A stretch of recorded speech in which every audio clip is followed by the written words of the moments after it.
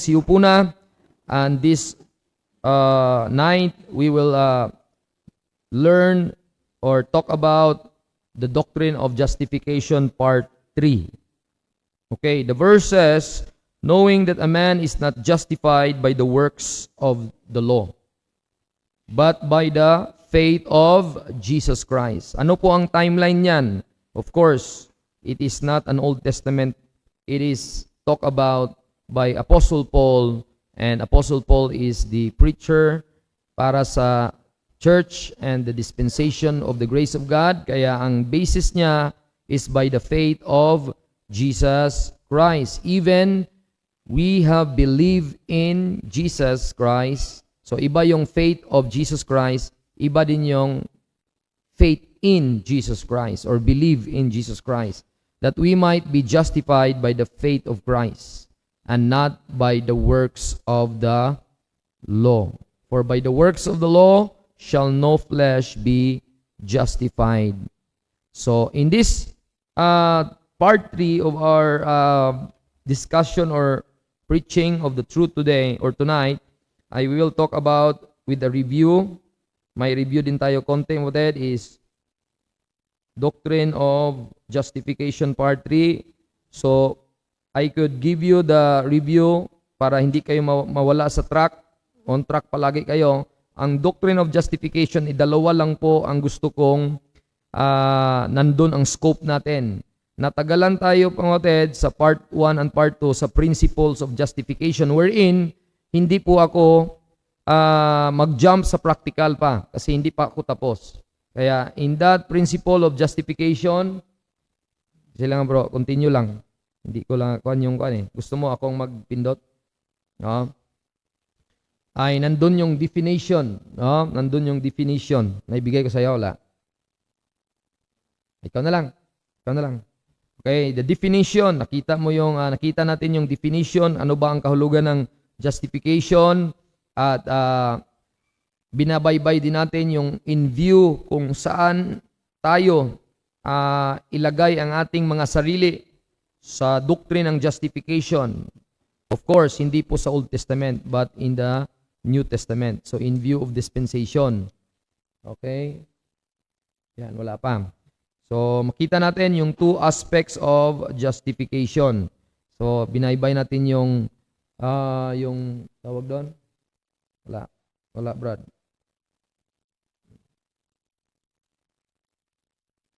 Sige lang.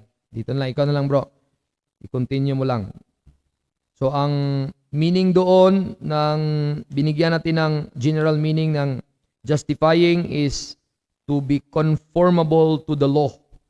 So, kung ano po ang sinabi ng law, dapat conform ka doon.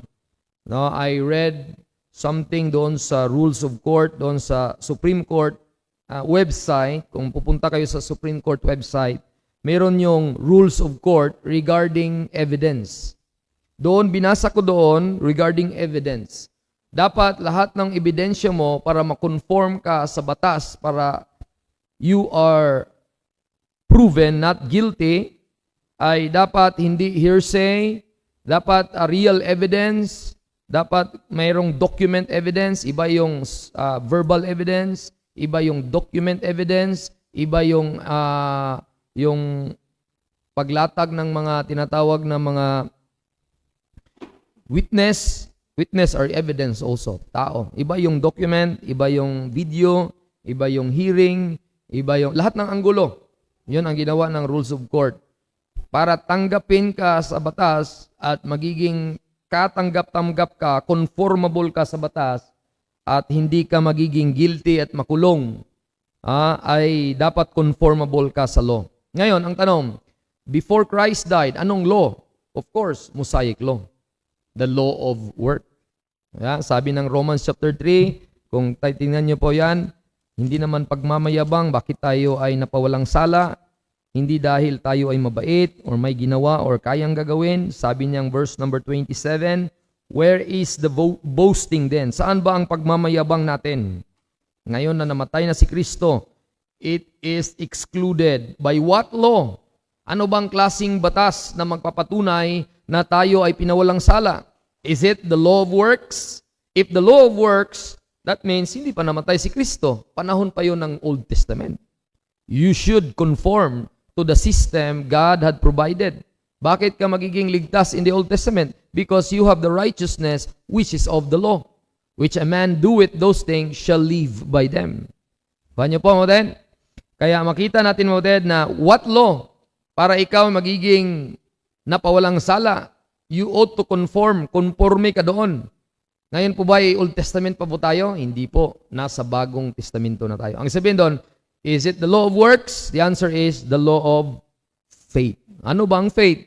Wala kang contribution. Faith cometh by hearing, and hearing by the word of God. Faith is a substance of the things hoped for, and the evidence of the things not seen.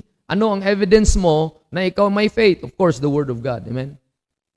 The Bible says, naniwala ka lang. The work of Christ, naniwala ka lang. You believe and you did not work. So yun po ang engagement doon. Yun ang katibayan bakit ka hindi nagsisinungaling bilang witness. The Spirit itself beareth witness with our spirit that we are the children of God. So, nakikinig ang korte. Balik ka doon sa slide, bro. The court listened to the evidence and arguments in justification of the prisoner's conduct. So, sino nakikinig sa atin na tayo'y ligtas at napawalang sala? Of course, the Bible. Of course, God. Amen? You believe that God is true and every man a liar. Amen? You have God, your just judge. At sabi mo, hindi ako nagkakamali. Hindi nagkakamali ang Panginoon. Naniwala ko sa salita niya. In hope of eternal life, which God that cannot lie, promised before the world began. Doon ako nag-claim. That's why I'm saved. Amen? Are you saved? And that's why there must be an evidence bakit kayo saved. Conformable kayo doon sa ni-require ng law. Yun po ang definition. Ni-review ko lang. Remission of sin, absolution from guilt and punishment. Nasa letter B na ko, bro. And or an act of free grace by which God pardons the sinner, accept him as a righteous. In our time ito, in our time yan, applicable. Okay. Number 3, this definition is order to be justified. A person must be given a righteousness equivalent to God's perfect righteousness in the age of grace. Ano po ang perfect righteousness sa atin? Si Jesus Christ. Ang siya ay mismong righteousness ng Panginoon ay nasa atin, napasa atin through imputation. With the believer through the area of imputation, which is yun po ang pag-usapan natin mamaya. Next is in review of the view of dispensation. Sa buong Bible, merong plano ang Diyos. Merong prophecy plan, merong mystery plan. Ang prophecy plan is revealed. Wala pong ni isang tinago doon. Klaro po sa Bible. Si Diablo mismo, alam niya. Si Satan mismo, alam niya. Pero sa side natin, wala siyang idea na wala pala tayong i-contribute. Amen? At gusto ng Diablo, bubulagan niya ang mga tao. Because in our time, wala kang contribution ng human work, kundi mag-believe ka lang. Ang nangyari, gusto niya na lalagyan ka ng work. Kaya marami ngayon nagsikalat sa buong mundo na accept Jesus Christ, mga cliche. Let the Lord Jesus Christ be Lord of your life. Be Jesus, be your friend. Ano pang klaseng mga terms and cliche, no? At Jesus is knocking the door of your heart. Revelation 3:20. So maraming mga system ngayon, the scheme of man, na minsan ang grace of God ay mahaluan siya ng work. Amen? Sa panahon natin, mga kapatid, is mystery. It was not revealed na ang atin lang kaligtasan, na pawalang sala tayo, na justified tayo without a contribution. Even kung nag-follow ka man sa 10 commandments, ay hindi yun ang nagiging basis natin. Kahit masunurin ka pa na anak. No? It will not make you a child of God. Kahit may religion ka pa, may church ka pa, or nagbibigay ka ng milyones doon sa church, na lumuluhod ka mula sa pintuan ng altar hanggang nandito sa altar na mismo, ay mula sa pinto hanggang sa altar, o nagsamad ka or nagpinitensya ka, wala pong makaligtas doon. Amen? Not by grace, not by works of righteousness pala, not by works of righteousness which we have done, but according to His mercy, He save us by the washing of regeneration and renewing of the Holy Ghost. Ephesians 2:8 and 9. For by grace are ye saved through faith, not of yourselves. It is the gift of God, not of works, lest any man should boast. So yun po sa panahon natin ngayon. Very evident po sa next slide is evident po natin na that a person who seeks justification during a prophetic plan must have a personal righteousness according to the law or according to what God says that she or he needs to do. And we talk about that in Romans 2:13. Kung babasahin nyo yung Romans 2 verse number 13, na mention yung expression dyan, for not the hearers of the law are just before God, but the doers of the law shall be justified. No? Very clear ang Bible, mga kapatid. Kung magbibigay siya ng distinction, because kung hindi ka magbibigay ng distinction, even sa one word, mga kapatid, ipaghalo-halo mo ang theology, ipaghalo-halo mo ang mga truth nito, ay makakalito ito, mga kapatid. And gusto ng Diyos, ayaw tayong maging ignorante, ayaw tayong malilito. Gusto niya everything in order. Gusto niya tama ang application.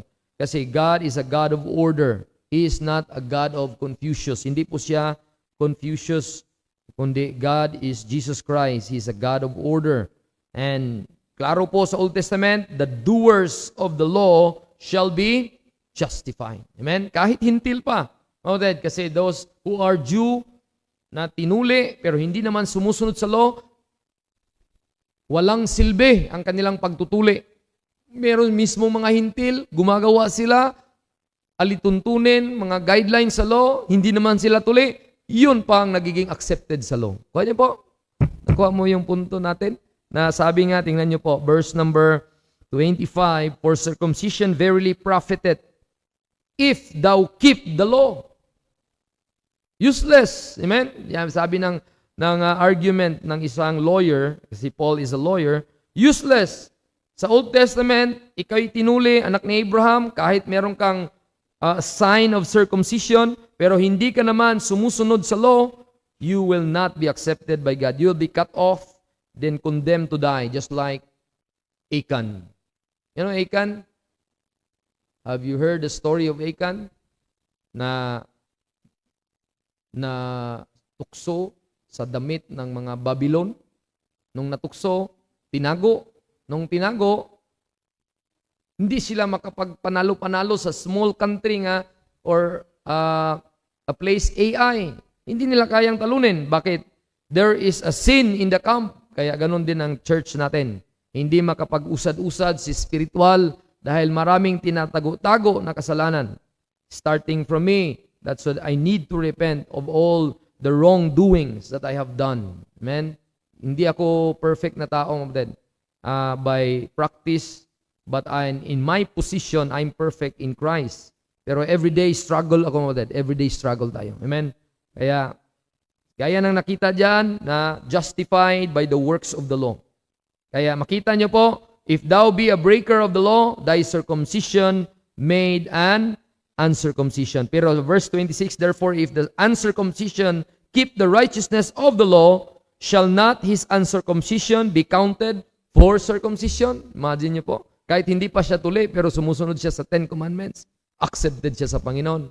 Nag-offer siya ng blood, proselyte, hintil siya. Sumusunod siya like Rahab, like Ruth, like sino pang mga tao na mga hintil dati. Madami.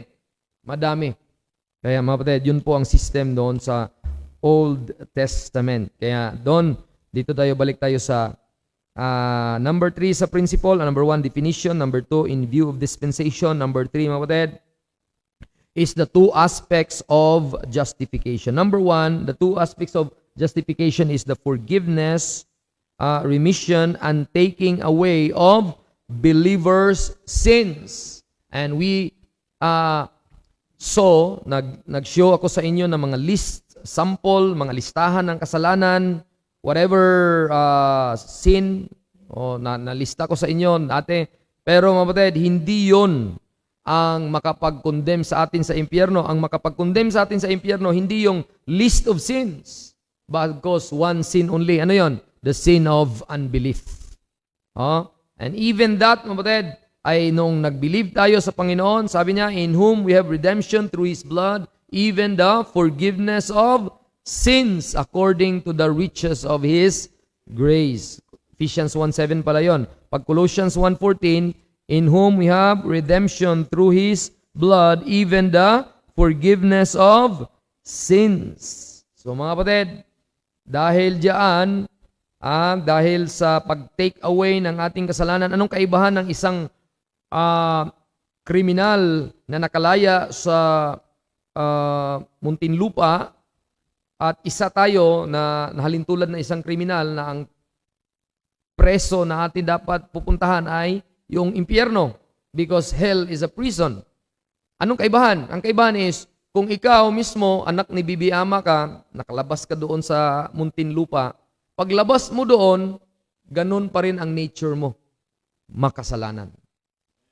Though the court in the Philippines pronounce you not guilty, you are free, nakalabas ka na sa kulungan, pero sa harapan ng court sa langit, hindi ka pa nakalabas.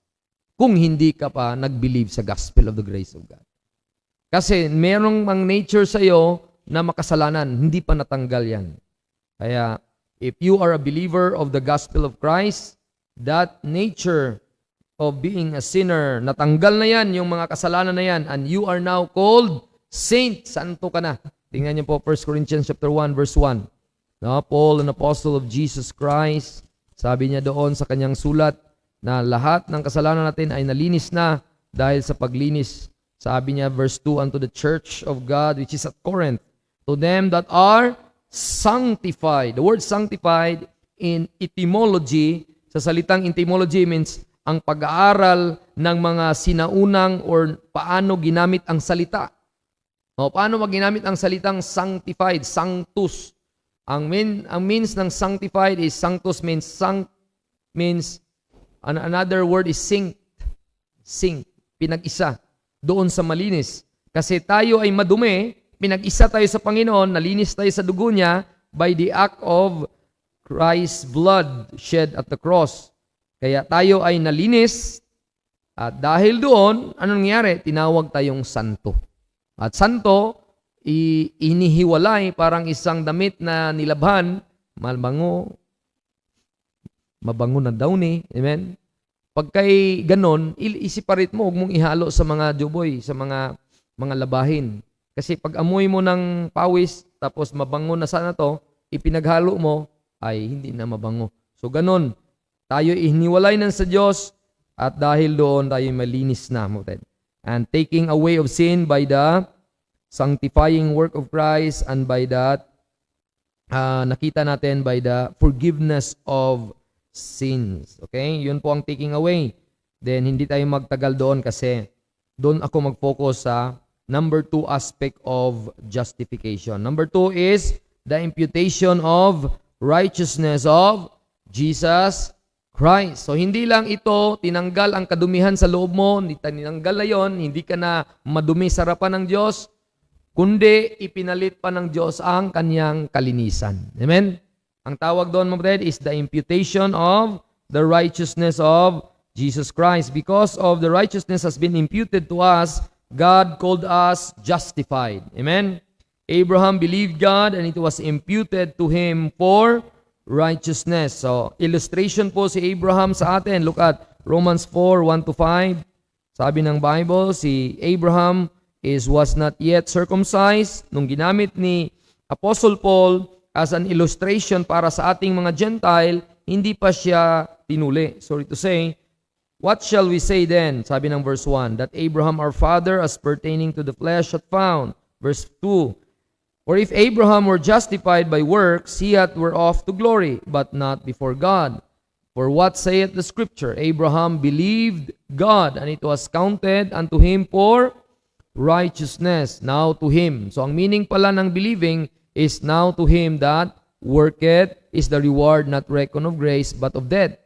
Ito yung verse 5 ang meaning ng believing. But to him that worketh not but believeth on him that justifieth the ungodly, his faith is counted for righteousness. So dahil naniwala tayo sa Panginoon, ay tayo po ay counted na righteous, no, in our time. Not because of what we have done, but because we just believe on the finished work of His Son. Kaya hence, the imputation of righteousness on the basis of faith brings about justification. Dahil ang Panginoong Hesus, anak ng Diyos, ang righteousness niya ang kasagutan ng kanyang hustisya kasi naghahanap siya na kung sino ang makakonform sa law, si Kristo lang ang kayang mag-conform sa kalinisan na kayang idemanda sa Diyos Ama sa langit. Hindi natin kayang abutin ang standard ng Diyos dahil tayo madumi. Romans 3:23, for all have sinned and come short of the glory of God. So walang ni isang makaabot.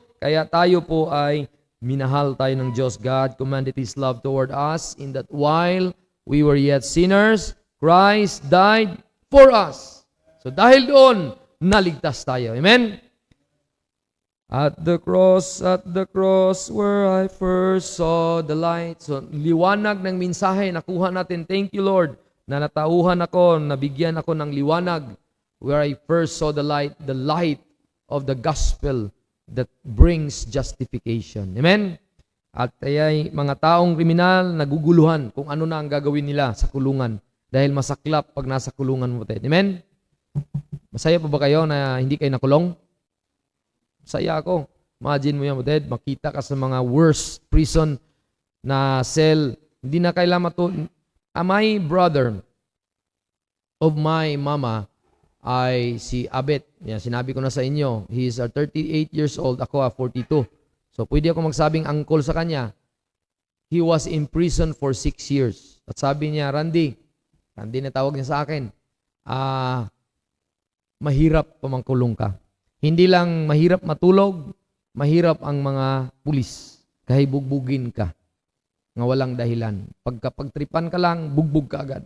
Kaya meron siyang pilay sa likod kasi binugbog siya. Walang magawa eh. Ganun lang ang buhay sa prison. At buti na lang nakalabas din siya. Amen? Nandun siya doon, pinreach ko nung nag-Bohol conference sa Bohol, nasa conference mismo siya. At nakikinig. Sana, sabi ko kay Abed, sana maligtas ang kaluluwa mo at sana kung ligtas na, paglingkuran mo siya. So, may God remind me na yung pastor doon near to our house, a Baptist church, ay makuha ko yung number. Please remind me. Nakunin ko yung number para tawagan ko yung pastor, bisitahan ko yung family. You know, not only a person in hell requested a visit to their family na sabi ng nasa impyerno, the rich man, send Lazarus to my brother because ayaw ko silang mapunta dito sa impyerno. Bakit ako'y nag-request nga yung taga-impyerno? Ako pa, nga buhay ngayon, amen? Nga taga-langit. At ayaw ko ba na matikman din nila yung assurance na natikman ko? Ganon din, that I could have a prayer na, Lord, sana may maipadala ang aking doon sa aking loved ones nasa Bohol. Kaya mga the 4 aspects of righteousness na inimpute sa atin, pag-usapan muna natin anong area ito. Kasi baka malito tayo, anong klaseng righteousness, pastor, ang inimpute sa atin? At anong perspective para malaman ko kung anong klaseng mga righteousness yan sa Bible. Sa buong Bible, 4 po. There are 4 righteousness when we talk about, number 1 is the righteousness of men. Tingnan niyo po sa Ezekiel 14:14. Ezekiel 14:14, mga basahin natin. Ezekiel 14. Nandyan lang yan sa harap na. Though these 3 men, sabi niya doon, Daniel and Job were in it. They should deliver but their own souls. Paanong basis? By their righteousness. No? Personal po nila yon. Saith the Lord God. Ang Diyos hindi nagsisinungaling. Hindi yan righteousness of God. Possessive yan. Tama ba? Ang there na salita sa English is preposition din. Pag of, preposition yan. Ang there, ang tinutukoy, 3 sila Kaya there ang ginamit. Sa kanilang mga bagay ng tamang ginawa. Kaya sila ay na-deliver ang kanilang kaluluwa. So personal po siya. That is the righteousness of man. Number 2, Deuteronomy 6:25. Saan na nila ituon para tanggapin ang kanilang righteousness na ito'y accepted sa Panginoon? Of course, sa law. Sabi niya, it shall be. Verse 24 muna bro. Verse 24. Anong sabi diyan sa verse 24? Basahin natin lahat. And the Lord commanded us to do all these statutes to fear the Lord God for our good always, that He might preserve us alive as at this day. Verse 25, and it shall be our righteousness if we observe to do all these commandments before the Lord our God as He commanded us. Very clear distinction. Wala pong sinabi na for by grace are you saved through faith, not of yourself. It is the gift of God. God require you something for you to be accepted of Him. Amen? And hindi po siya mag-require na hindi mo kaya. Amen? Pag hindi mo kaya, gaya ng aking illustrate nung nakaraang linggo, ay merong tabernacle. You could bring something na pwede kang maabsuelto. Ano yon? Mga blood sacrifice. Hindi naman tayo, kaya nga tayo ligtas pa rin ngayon at hindi tayo nag-alay-alay. Kasi may blood of Christ na shed sa cross. One-time sacrifice for eternal redemption. Amen? Kaya hindi na tayo nag-alay-alay at kung nag-alay-alay pa tayo, wala nga akong isang rabbit dito or manok dito eh. Di ba? Ubus pera. Kasi mamimili pa tayo, Brother Ricky, di ba? Yung mga manok mo na brown dati, wala na din, mga Rhode Island. Pinalitan mo ng rabbit. Hindi tanggapin ng Diyos yung rabbit na yan. Meron pala ako dito, pero hindi sa akin. Ako'y ma-accuse of theft. Kasi maraming mga dove dyan eh. Yan, dove. Sa kapitbahay, hindi sa akin.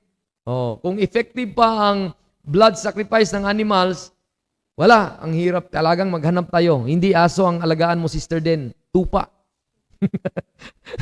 Dahil hindi pwede yung aso mo, hindi tanggapin sa altar ni Moises. So, ganon. We are blessed. Are you blessed? That the blood of Christ, no? Christ paid a debt. He did not owe, I owe a debt I could not pay. I needed someone to wash my sins away. And that blood, precious blood, yun ang nakapagluna sa atin. Kaya hindi na tayo mag-alay-alay. Amen? Kaya minsan igrato tayo kung hindi tayo magsukli ng Panginoon ng kabutihan sa Kanya, sa church, sa Word of God. Amen? Ingrato na lang tayo. No? So yun po, ang law, very clear, na doon nakatuon ang righteousness ng tao dati at sila ay tanggapin sa Diyos dahil they do what the law says. In number 2, righteousness which is of the law, which is the basis na accepted sila. No? Iba yung personal righteousness, like wala pang law. Example, wala pang law. Paano nang yun nangyari nga si Job ay delivered from whatever destruction or damnation? Kasi kanina, Daniel, Job, and sino nga isa? Yung tatlo kanina? Noah. Wala pa man ang law sa Noah. Wala pang law si Job.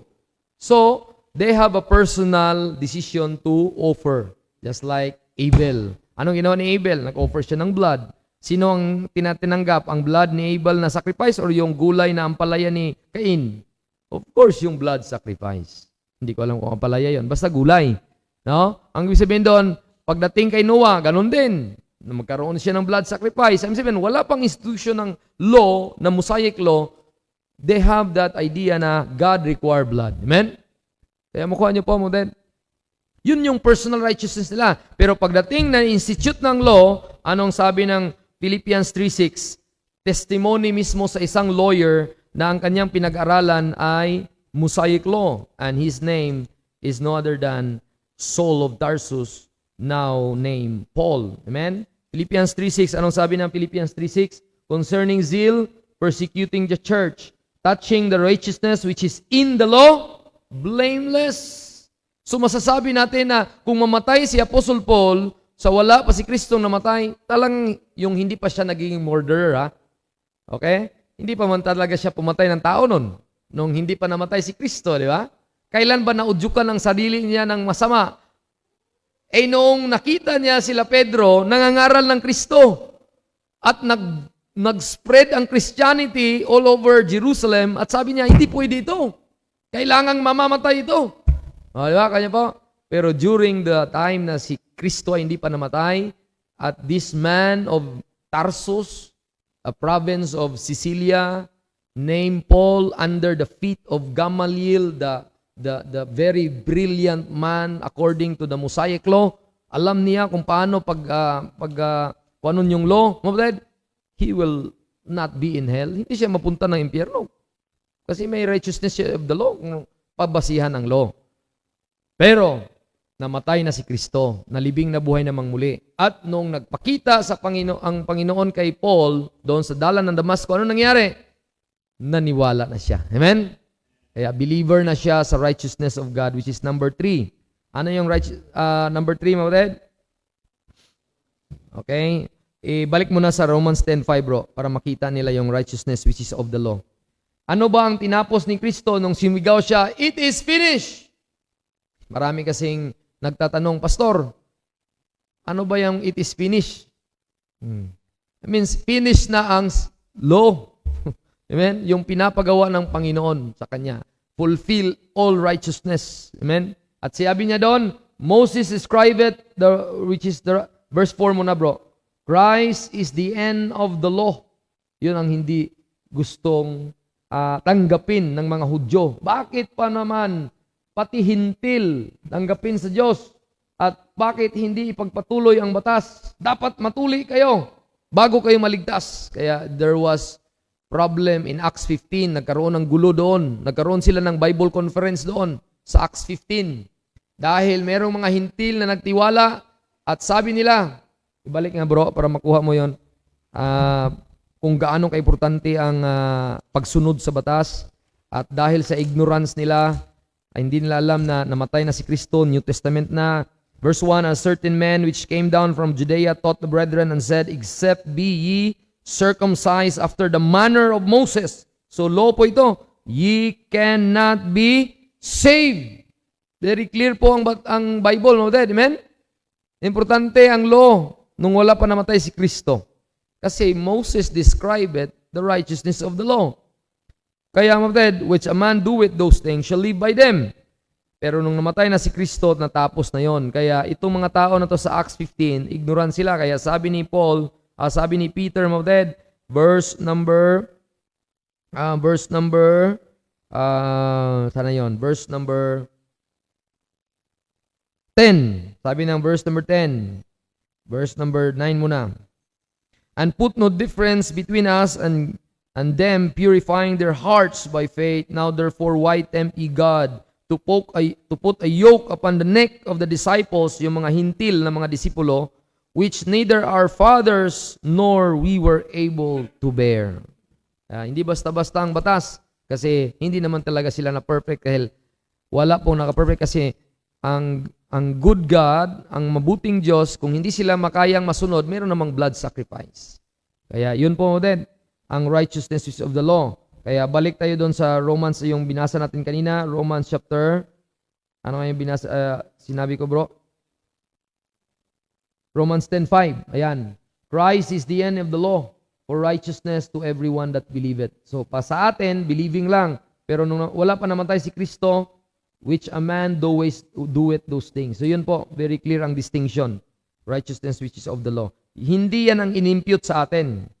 Okay? 4 aspects of righteousness. Righteousness of man, iba yon. Righteousness which is of the law, iba din yon. Number 3 is righteousness of God. Number 3 na bro. Righteousness of God. So ano ba ang righteousness of God, mga kapatid?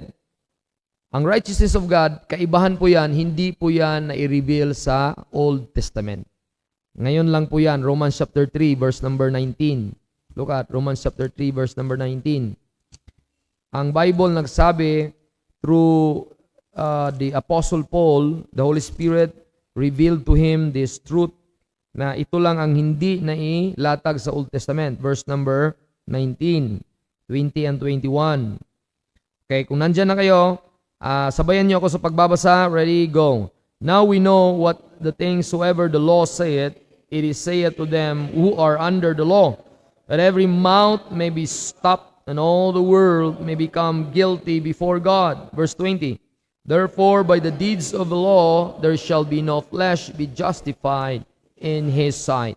For by the law is the knowledge of sin. Verse 21, but now the righteousness of God without the law is manifested, being witnessed by the law and the prophets. So, sa 4 righteousness nating pinag-usapan, number 1, ano yun? Righteousness of man.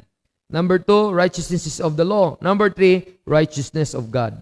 So, ang righteousness of God ay now lang po yan na-revealed.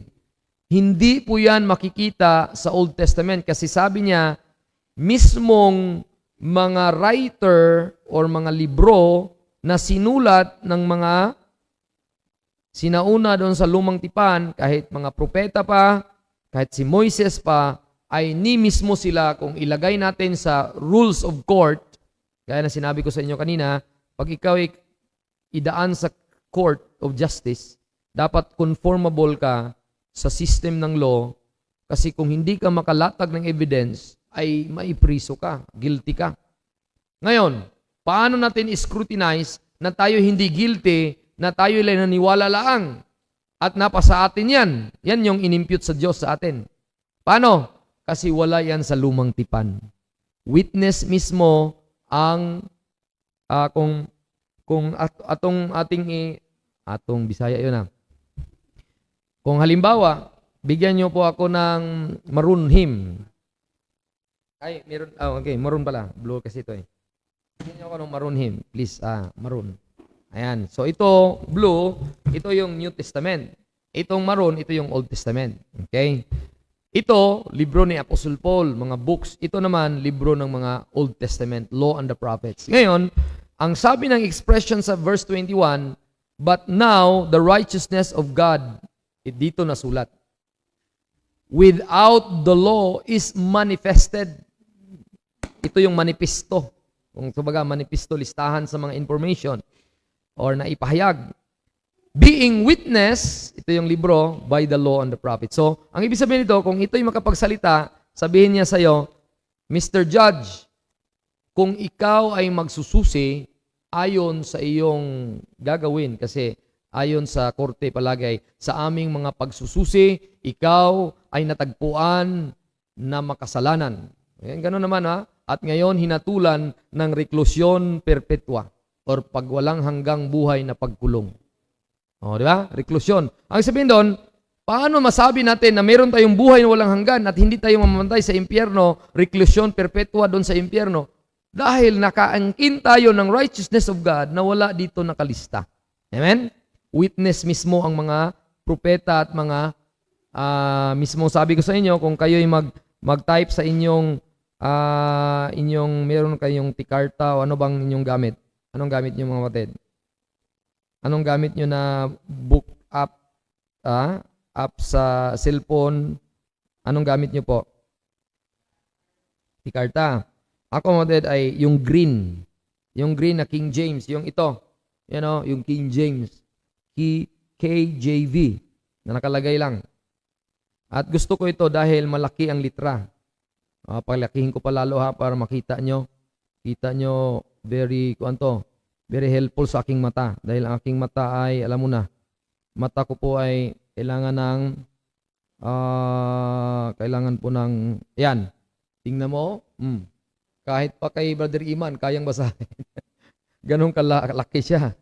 Kaya niyang magpalawak. So, yung righteousness of God ay walong verses lang ang magpapakita sa iyo. At saan siya natagpuan?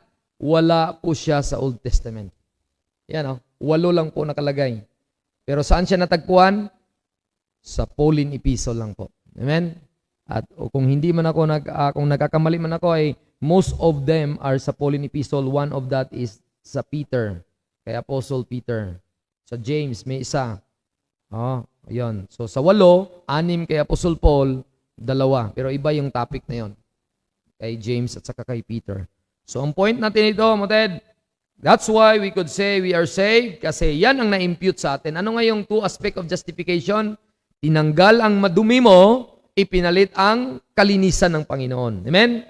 Inimpute sa iyo ang kalinisan ng Diyos. At nung inimpute sa iyo, ay nagiging malinis ka na at hindi ka na makasalanan. Ano ang inimpute?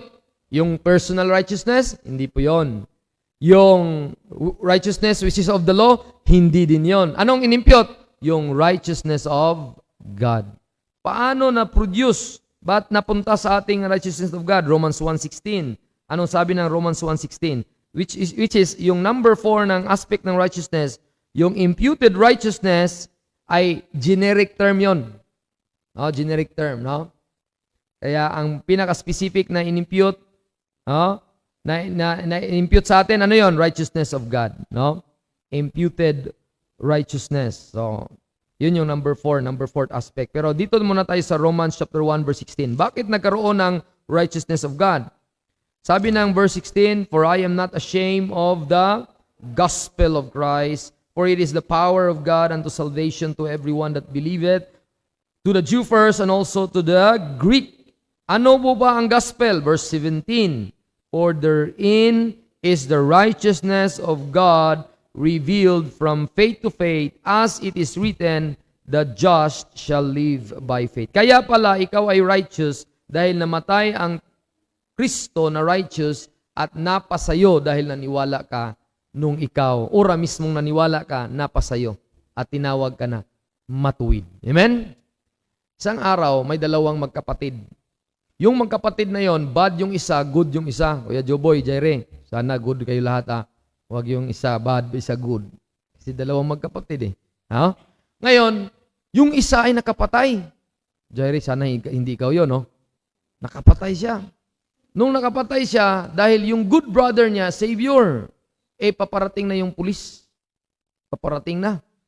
Ngayon, dahil may dugo siya, sa kanyang, kasi pinatay nga ay hindi ko alam kung paano pinatay, merong makita ang pulis na ikaw nagpatay. Dahil may dugo siya. So, ang ginawa ni brother na good, Savior siya, sabi niya, "I love you, my brother. Two things. You will accept my my clothes. Palit tayo. Ikaw ang mapalaya, ako ang makulong. Will you accept that?" Sabi naman ni Kon, "Maawa ko sa iyo, kuya. I need to save you. That's my love for you. Will you suffer in prison? Gusto mo?" So sabi naman ng kapatid, "Sige kuya, yun ang gusto mo. Pag mamahal mo yan, tanggapin ko." Kaya sinuot niya yung damit ni kuya, ikipinalit ni bunso, yung isa, pagdating sa pulis, sino nakulong? Si kuya. Ganon ang Kristiyano. Nung time na nagbigay sa iyo ang isang tao ng gospel of the grace of God, si Kristo ay nag-offer sa iyo. Will you accept this righteousness of mine? Or will just remain criminal forever and you'll be prison in hell? Di ba kayo masaya noon? Nag-offer ang Panginoon? God commended His love toward us. For God so loved the world that He gave His only begotten Son, that whosoever believeth in Him should not perish, but have everlasting life. Amen?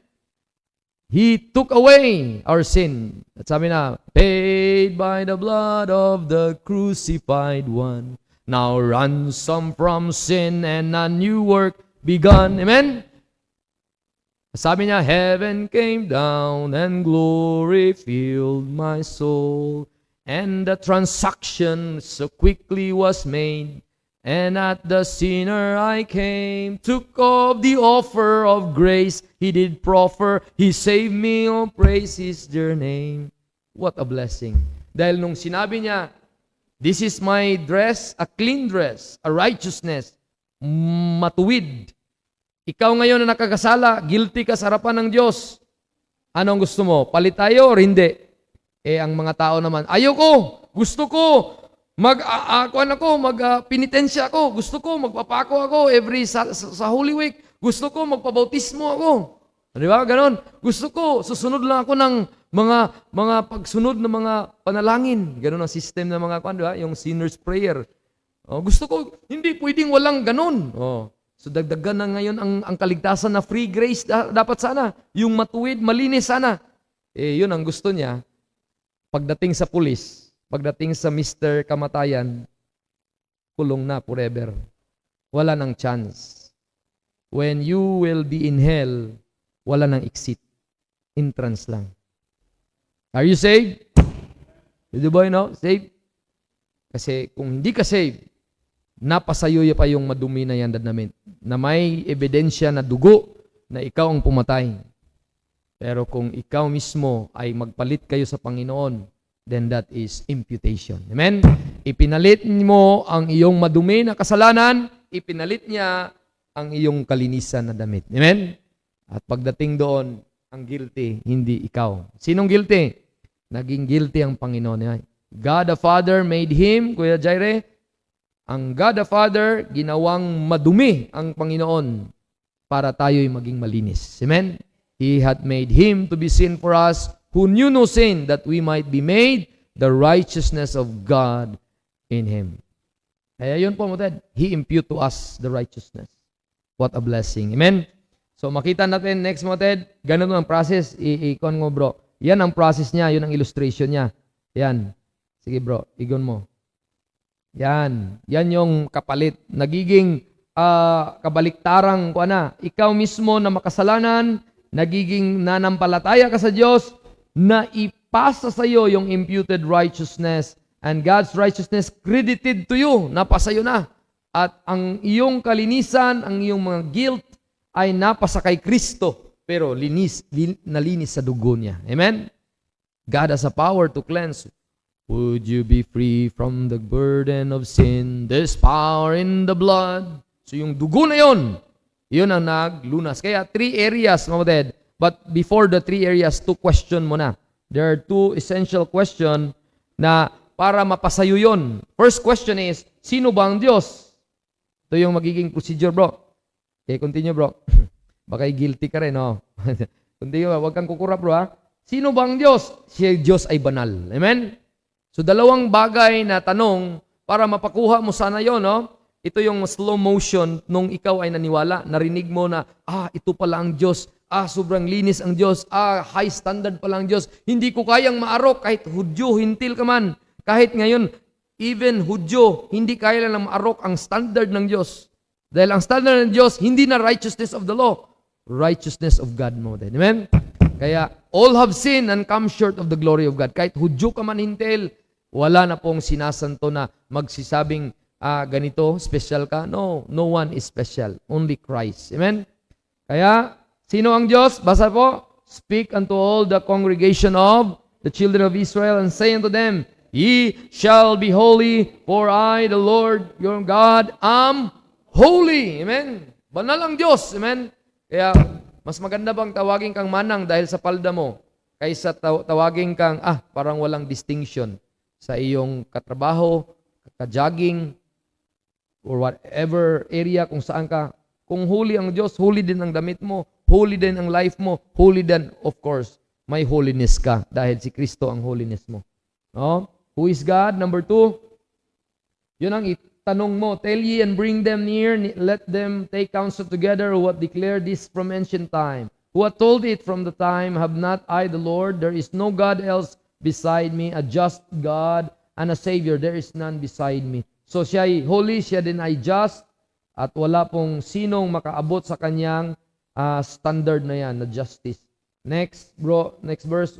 Whereupon the princes of Israel and the king humbled themselves, and they said, The Lord is righteous. Hindi lang holy, hindi lang just, righteous pa siya. Sino ang Diyos? Holy, just, and righteous. Next verse, bro. Next verse. And Pharaoh sent, same lang na verse, the Lord is righteous. Exodus 9:27. Next, bro. Righteous din ang Panginoon. I heard the angel of the waters say, Thou art righteous, O Lord. So, ang sabihin doon, wala pong makapantay na ang Diyos, wala pong kapantay. Siya po ay righteous na Diyos. Revelation, ayan. So, sino ba tayo? Lahat ay madumi, makasalanan, unrighteous, ungodly, we are unjust. Amen? Marami po tayong description na hindi katanggap-tanggap sa Diyos. Pero, pinabayaan mo tayo ng Diyos, God commanded His love toward us. Amen? For God so loved the world, at ang love ng Panginoon, Christ hath loved us and hath redeemed us, purify unto Himself. So, ang sabihin doon, kahit pa man madumi tayo, meron tayong Panginoon na mag-answer sa judicial requirement ng Diyos.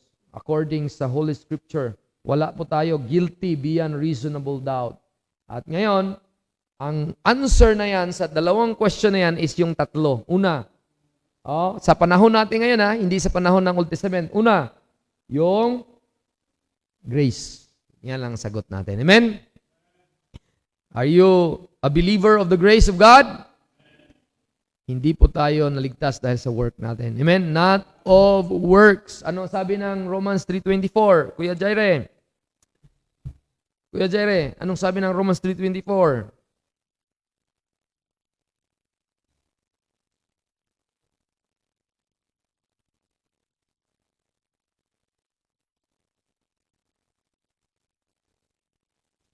Amen. So, yun, merong kapakinabang pagkay gising si Jaire.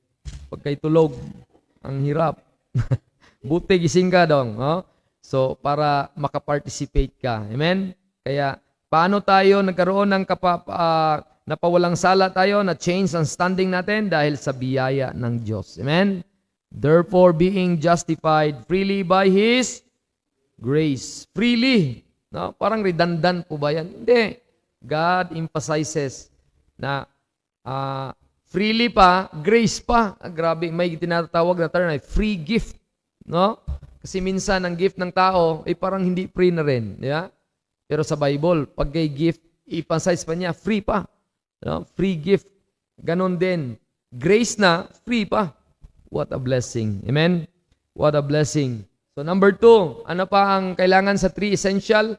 Nung nagtanong ka, ang Diyos ay banal, matuwid, hindi ko kayang maarok. So anong kailangan mo para mapawalang sala ka? Ma-impute sa iyo yung righteousness, biyaya ng Diyos. Amen? Wonderful grace of Jesus, deeper than all my sin. How shall my tongue describe it? Where shall its praise begin? Taking away my burden, setting my spirit free, for the wonderful grace of Jesus reaches me. What a blessing of that. Amen? Tayo'y naabot kahit sa sobrang layo ng Pampanga, pinuntahan pa rin tayo ng Panginoon dito. Amen? Grace of God. And Titus 2:11, for the grace of God that brought salvation hath appeared to all men. At anong basis ng grace? The blood of Christ. Anong sabi ng Romans 5:9, Jaire? Sorry, hindi mo na memorize yan, no? Basahin natin. Sabi ng Bible, much more than being now justified by His blood, we shall be saved from the wrath through Him. So not only the grace of God, kaya naarok natin yung standard ng Diyos, kahit hindi man tayo maabot, pero naabot natin, dahil ang grace of God napunta sa atin, dahil yung blood na yan na shed sa cross. Amen? Yung blood na yan na shed sa cross. So are you not glad that the blood was shed? We are glad. Amen? So, ano na other verse, Mabded? Dagdag pa dyan. Wala na pala. Isa lang. Faith. Dahil naniwala tayo, napasa atin yung grace na yon. Dahil sa power ng blood. Romans 3:28. Look at. Romans 3:28.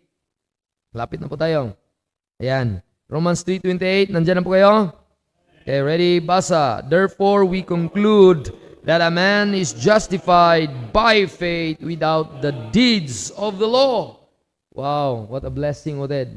Because of that, verse 30, dagdagan po mga bro, seeing it is one God which shall justify the circumcision by faith and uncircumcision through faith. So, alam niya natin in an overview, bakit tinawag yan ang mga Israelites ay by faith sila, kasi they have that God who command them, na dapat gagawin nila itong mga bagay na ito. At pero sa atin, mapatid, hindi naman natin kilala ang Diyos, hindi naman si Kristo hari natin, hari siya ng Hudyo, and ang kanyang ginawa, yun lang ang evidence natin, kaya through sa atin. Amen? Ang nagiging by sa atin ay si Kristo ang anak ng Diyos. Kaya uncircumcision ay ang mga hintil. We are saved through faith. Sabi ng Bible, for by grace are you saved through faith. Kaya connected po yan sa Ephesians 2:8 and 9. Sa next verse is Romans 4 verse 5. Ano sabi? But to him that worketh not, but believeth on him that justifieth the ungodly, his faith is counted for righteousness. Verse number 8. Blessed is he to man to whom the Lord will not impute sin. Ano pa ngayon bang verse, bro? Hindi ko nakita. Sana yun. Sana ko. Okay, Romans 5:1. Therefore, Jaire. Romans 5:1, Jaire. Verse mo ito. Louder.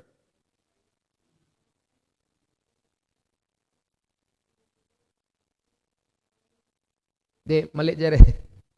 Romans 3:24 yan. Romans 5:1. Therefore, si Jidaida ba to? Okay, Jaire. Therefore, being By faith, we, yun. Amen. Sana, Jerry, maintindihan mo yan by and by, and that from a child thou hast known the Holy Scripture, which are able to make thee wise unto salvation through faith, which is in Christ Jesus. Amen? Gaya na binasa natin kanina, si King Jehoshaphat, meron siyang anak na si Jehoram, ay talagang ganun din sana natin. Mga ama, sana ang ating mga anak ay hindi maging Jehoram, na bad son. Amen? Sana ito si Jaire, hindi lang sa simula. Tapusin mo, Jaire, kung anong sinimulan mo. Amen? So, binasa natin kanina, Galatians 2:16, yung ating main text. Therefore, being we are justified. Ano nga yung sabi ng Galatians 2:16? Hindi po sa law, kundi sa faith of Jesus Christ. Ano ang ating main text kanina? Knowing that a man is not justified by the works of the law, but by the faith of Jesus Christ. We have believed in Jesus Christ that we might be justified by the faith of Christ and not by the works of the law. For by the works of the law shall no flesh be justified. So makita natin mga very clear na ang panahon natin, essential po yan para mapasayo yung imputation na yan, the grace of God, the blood of Christ, at faith. Galatians 3:8, anong sabi ng Bible? And the scripture foreseeing that God would justify the heathen. Sino yung heathen? Tayo po yon. Mga heathen, mga walang Diyos, through faith. Through faith. Connected po yan kanina sa Romans 3:20. And circumcision through faith. Kaya God looking forward. Hindi po man looking forward. Ang doctrine dapat is God is looking forward. Na ang tayo mga hintil, maliligtas tayo through faith. And preach before the gospel unto Abraham, saying, in thee shall all the nation be blessed. In what area tayo na blessed? In connection with Abraham. Nung naniwala si Abraham, nung hindi pa siya natuli. Sorry to say, pero yun ang pagkatagalog. Amen? Hindi pa siya natuli. Ang sabihin doon, ganon si Abraham. Picture siya sa dalawa. Yung hindi natuli at father of circumcision also. Kaya sa kanya lahat blessed. Kaya ang point dito, the gospel preached to Abraham. Then the last but not the least is yung area ng overview lahat sa ating pinag-usapan ng Doctrine of Justification Part 3. Napasa atin yung justification the moment that we believe the gospel. Bro, ako sa akin pala. Sorry. Yan. So penalty was paid by Christ. No? It was Christ who paid it all. Amen? Jesus paid it all to Him I owe. In what virtue? He died at the cross. He died at the cross. At the cross, He paid my sin. Amen? He paid my sin. And I am justified. I'm justified. I'm happy in Jesus today. My sins were many, are all in the past. Nakalimutan ko na. Ano pa? So praise God. Amen? Hindi na tayo masuffer. Amen? Are you not glad? Hindi ba kayo masaya? Bahala na kayo, basta ako'y masaya. Amen? Na hindi na ako maimpyerno. It was Christ's work that I'm justified. All the verses, ayan mong verses lahat. Ibigay ko sa inyo yan mamaya. Huwag lang i-copy, Brad. Ibigay ko sa inyo yan. Slide. No? Number 2, from the power of sin, tayo po ay in-insure ng Panginoon through the process ng sanctification. Every day, God provided us na tayo'y malinis sa harapan niya dahil tayo po ay kahit may kasalanan pa yan, hindi yan makapag-affect sa atin. No? Though, nadadala tayo minsan, ang laman lang nun, pero ang ating kaluluwa, righteous pa rin. Amen? Ang laman means the old man. Pero ang new nature, serving Christ, but the world is inviting the Adamic nature na sa atin. Ano yon? Yung laman natin. Na minsan, ay makapag-pray before matulog, hindi makapagbasa ng Bible dahil dinadala tayo sa power ng kasalanan. Inuudyukan tayo, ayaw mag-church, ating laman, ay sakit ang likod ko or whatever area, exemption lang yun mga na-hospital, no? Or nagre-recover. So, the power of sin, no? The power of sin, sanctification, present po yan. God has provided. Yun mga term of that. Pero bigyan ko yung idea, mamaya sa dulo, yun yung glorification, the presence of sin. Glorify tayo ng Panginoon by that time that Christ will caught us, dadalhin tayo sa langit, Doon, babalik siya, kukunin niya tayo. Pero ito lang yung punto na gusto ko sabihin. Ang term na justification is a term of salvation. Ang doktrina patungkol sa kaligtasan. Pero ito lang yung hindi masyadong ginagamit patungkol sa present and future. Bakit? Kasi pag kay sanctification, i-discuss ko sa inyo, 3 area din yan. Sanctification ng kaluluwa, sanctification ng testimony, at final sanctification na alisin ka mismo sa maduming mundo. Kanya po, applied siya nga term. Pag redemption din, ganun din. Redemption sa iyong kaluluwa, redemption sa everyday mo na testimony, at final redemption sa iyong katawan. Pagdating naman sa, basta marami, pero ito lang yun, hindi ma-apply yung justification sa present, justification sa future. Hindi. Isang one time lang na in-apply, kaya yun nilagay ko sa cross. Kanya po? Pero itong sanctification is nilagay ko lang dyan as a practical. Kanya po? Practical everyday life. Pero pwedeng ma-apply yan sa 3 areas, sa soul, sa testimony, and sa future. Okay? Para maintindihan nyo po. Ang glorification of the dead is more on the future. Kasi ang tawag ng glorification, meron yan sa Bible, na one-time event in our life na tayo'y tatanggalin dito sa world at sa earth. Ano yon? The Lord will descend from heaven with a shout, with the voice of the archangel, with the trump of God, and the dead in Christ shall rise first. Then we which are alive and remain shall be caught up together with them. So, glorification tawag, with them in the clouds to meet the Lord in the air, and so shall we ever be with the Lord. So, yun po ang glorification. Pero ang justification in perspective, doon sa past. Amen? We are justified. Ngayon, ang response natin, kung tayo ay justified, tayo ay magpasalamat sa Diyos. Amen? Tayo ay maglingkod sa Diyos. Kasi ingrato naman tayo na gaya ng isang bata kanina na sinabi na, Kuya, okay lang sa'yo, Kuya, ikaw ay makulong. Okay, mahal kita eh. Mahal kita. Ganon din ang Panginoon, mahal din niya tayo. Pagkatapos nun, wala tayong ni isang i-offer sa Diyos, sa oras natin, sa ating treasure, sa ating talento. Kulang nga tayo ng kulang nga tayo ng pianist eh. Kailangan ng backup si Joy, si Kay, si Jidaida. I-improve pa natin ating service sa Diyos. Bakit? Imagine mo, hindi ka na taga-impyerno dahil pinawalang sala ka na. Pagkatapos nun, wala tayong ingrato ang ating mga manner. Wala tayong pakundayan na lang, sarili na lang inatupag natin. Wala tayong pasalamat sa Diyos. Wala tayong i-offer na mga bagay na pwedeng masaya ang Diyos sa atin, just like Jehoshaphat. No? Now, meron mang failure sa bandang iyan, pero hindi tayo dapat magpadala sa ating mga laman. Amen? Dapat magpatuloy tayo na i-reco natin na ang ating buhay ay ihandog na sa Diyos. Imagine mo yan, nung ibinaril ka sana, dahil may taong gustong bumaril sa'yo, yun yung jablo, isinalo ni Kristo yung bala. Ngayon, si Kristo ay tinalakuran mo lang at sabihin mo, bahala ka na, Kristo. Bahala ka na. Kaya kung manood kayo ng The Count of Monte Cristo, ito la document lang ito, sinabi ko sa inyo. Kung kilala niyo si Yakabu. Yung si Yakabu na yun yung niligtas ni Edmond. Yan, si Edmond Dantes. Pinaglingkuran niya hanggang kamatayan. So, Count of Monte Cristo. Ganon din ang buhay natin. Na tayo man ay nasa earth pa, wala pa tayo sa langit, paglingkuran natin kung sinong nagligtas sa atin. Amen? Kung sinong nagpawalang sala sa atin, sinong nagbigay sa atin ng parol para tayo'y mapawalang sala at nakalabas tayo sa kulungan ng impyerno.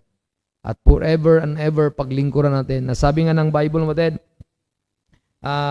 sa 1 Corinthians, hanapin niyo po, 1 Corinthians, yung God, Jesus Christ died, at tayo po ay 1 Corinthians 2 Corinthians 5 pala, not 1 Corinthians. Ito po yung naalala ko, kapatid. Kung namatay si Jesus, grasya yon, dugo niya ang nabuwis at nalunas na ang ating kasalanan. Ito yung response dapat natin, kapatid. 2 Corinthians 5, verse number, kung hindi ko nagkakamali ay verse 15. Yan. 2 Corinthians 5, verse 15. Basahin natin lahat as a conclusion. Ready? Basa. And He died for all. Sino yung si Kristo na namatay? Verse number 14. For the love of Christ constrained us because we thus judge. And if one died for all, then we are all dead. Verse 15. And He died for all, that they which live should not henceforth live unto themselves. Saan tayo mamuhay? But unto Him which died for them and rose again. Hindi tayo makasarili na, bahala na kayo, tagalangit na ako, bahala na yung church, bahala na yung Kristo, bahala na kayo lahat. No, Dad, ang design ng Diyos sa mga taong niligtas ay mamuhay para sa naligtas. Amen? Para sa nagligtas. Para sa nagbigay pa walang sala sa'yo. Sino yung nagpagbigay parol sa'yo? Yung namatay. Yung nag-offer ng puti na damit at kinuha mo at tinanggap mo yung offer na yun. At sabi mo, paglingkuran kita, walang hanggang buhay na aking. I'm saying, hanggang nasa lupa pa ako. Amen? So praise God. Let's pray. Lord, thank you. Niremind nyo kami na ang buhay na ito hindi sa amin na, kundi sa mismong anak nyo na namatay sa krus. And we should not live from ourselves henceforth. The time na nalaman namin yung offer na yon, biyaya at natanggap namin napawalang sala kami sa harapan nyo, na-impute sa amin yung kalinisan, yung righteousness na yon. Salamat o Diyos na niremind nyo kami na kami po ay bilang makasalanan na linis na. At sana hindi namin paglingkuran ang aming sarili, bagkos paglingkuran namin kayo nga namatay sa krus hanggang kami po ay mawala sa mundong ito, hanggang kami mabawian ng hininga hanggang sa dulo ng aming buhay. Lord, tulungan nyo kami kasi maraming humihila sa amin. Madami talaga, Lord. Ang dami. Tulungan nyo kami, Lord, ang aming church, ang aming family, ang aking anak, ang aking asawa. Tulungan nyo po, Panginoon, dahil kami po ay nangailangan ng tulong dahil sa mundong ito, maraming alalahanin. Kaya Lord, sana Lord ay maintindihan mo namin na ang aming buhay namin bilang ligtas na, bilang na-justified na, hindi na sa amin at maglingkod na kami. Patuloy, ma-recon namin, ma-renewed ang aming mind. Bless niyo po, Panginoon, ang bawat isa, yung trabaho ng bawat isa, Lord, ang health. Even kay Sister Maricel Ibarra, she needs help, Lord, sa strength, even sa kanyang recovery, kasi masakit na yung baby ay hindi na-develop at nailabas din. Thank God. Thank you, God. Lord, na process talaga na maayos, na hindi na-infect yung kanyang body successfully, Lord, nawa na maubos lahat ng mga anything strange sa kanyang body at gamitin niyo po ang doktor to administer to her, maayos ang pag-alaga at whatever medicine na mainom niya, mag-recover sa kanyang katawan at sana hanggang siya'y makabangon at makapagpatuloy, Lord, ma-lift up ang iyong pangalan even in the midst of us, makapag-share sa how good you are, Lord, sa kanyang buhay. Tulungan niyo po, Panginoon, ang even sa mga husband niya, kanyang mga anak, strengthen, even kay Brother Bernie, Sister Len, strengthen niyo pa kay Rowena din, schedule sa coming mga operation din, this coming months or whatever date, Lord, na na-schedule na. Be with her, provide her strength, even opportunity, ma-realize niya, Panginoon, na kailangan niya kayo at even salvation din, may share ni Sister Len at sa lahat ng mga loved ones namin, not only sa Guevara family, but also kay Babes din sa kanyang pagpanganak at naging maayos nawa ang paghihil ngayon sa wounds niya at maayos nawa, Lord, ang baby, si Aziel, sa pag-grow for how many weeks na. Bless you, Panginoon, ang bawat work ng bawat isa, mga babayarin namin, bills, whatever bills, Lord, that we need to pay. Tulungan niyo po ang bawat isa ng mga livelihood. Bless niyo po, prosper niyo po ang mga kamay namin na nag-work para, Lord, makaprovide sa mga kailangan namin. Even, Lord, this upcoming conference na pinaghandaan namin, Lord, even financially para magamit, Lord, sa panggastos. Mga area, Lord, na maka-accommodate sa mga brethren namin o whoever na makapunta dito at mag-celebrate kami sa inyong kabutihan at sa inyong kadakilahan kung gaano kayo kabuti sa buhay namin. At Lord, bless you po, Panginoon, ang mga schooling preparation, vacation ngayon, maraming mga paghahanda, upcoming months or week to come. Bless you po ang mga elementary students, high school students, and even mga college like Sister Joy, Brother Adrian, Brother Russell, at sa mga iba pang mga level ng pag-aaral like Sister Maricel o Sister Eileen, kung anong mga plans nila doon sa examination nila. Lord, be with them at sa mga businesses ng bawat isa at lahat ng mga inaatupag nila, Lord, na not for themselves, hindi kanilang para sa sarili lamang, kundi isipin na nawa nila kayo sa church din, sa lahat ng ministry, magamit nila, Lord. And bless niyo po, Panginoon, ang aming fellowship tonight.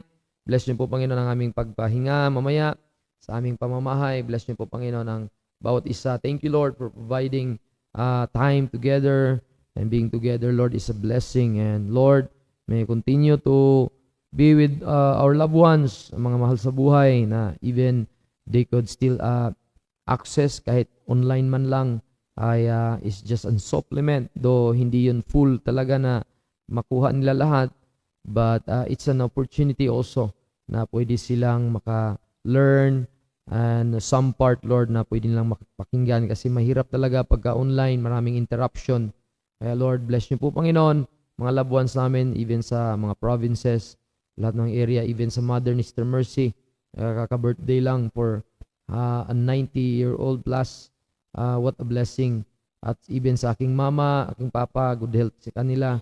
At even, Lord, sa kay mga brethren namin, mga dinadaing, Brother Marino, good health sa kanya palagi, Sister Maria, at sa iba pang mga mothers namin, mga aged women and aged men, iba kay Brother Dante, minsan may dinadaing or whoever na mga inasikaso nila ngayon, tulungan nyo sila.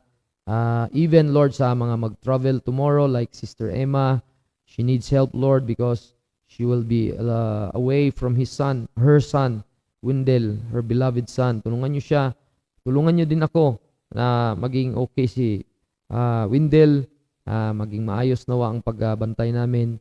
Lahat ng mga kamag-anak, even ako na maging leader niya spiritually, mag-lead sa kanya. Tulungan nyo din po, Panginoon, ang family ni Sister Emma, ang mga anak niya doon, napuntahan niya. Bless niyo po, Panginoon, ang iba pang mga kailangan gagawin this week, visitation sa Rusi, sa another soul na nakausap namin, yung si Nino, doon sa Pulilan. Sana, Lord, may opportunity within this week na makabisita ako doon, na mag-asawa na yon.